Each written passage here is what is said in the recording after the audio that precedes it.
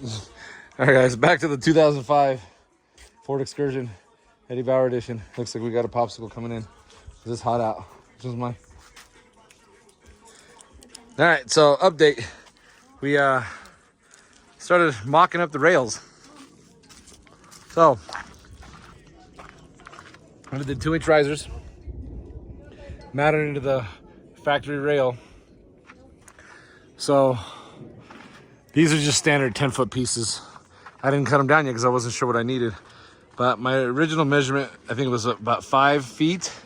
But before I get too far with that, I wanted to just kind of see how I was going to line up. So my goal is, I think it was 5 foot long, or 5 foot sideways, and then 10 foot long. So assuming this didn't stick out 9 feet, it would look something like this if it was flush. So, problem I'm running into is, look how flimsy the roof is right here. I don't understand why it's so flimsy. That really sucks. It's not like that in the back. The back, I mean, it's a lot more stable in the back. Not the rail, but the factory rail. Look at the factory rail here. And you can see it like flexing the whole roof. So, kind of sucks. But this is kind of why I paused here. But my idea would be, originally I was gonna, oh my popsicle gun. Originally I was gonna mount these this way, and then have the lights like this.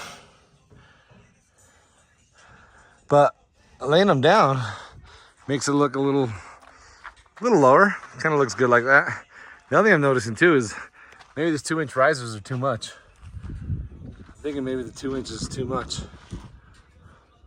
So I don't know. I got some planning. Here's a little on the tall side.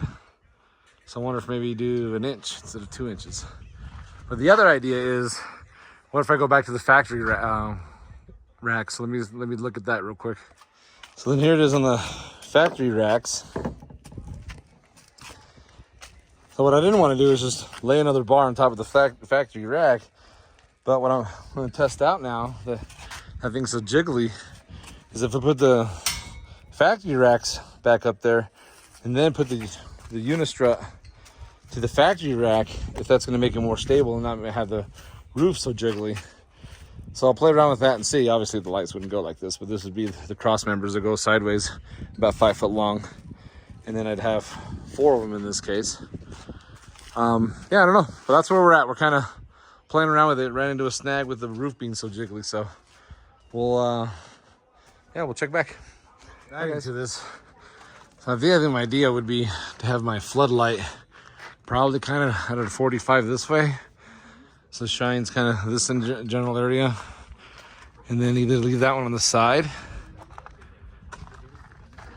towards the front side, or move it all the way to the corner and kind of do the same thing, kind of point it this direction. We'll see how well it floods this area. And then the front, I have a bar coming across the front.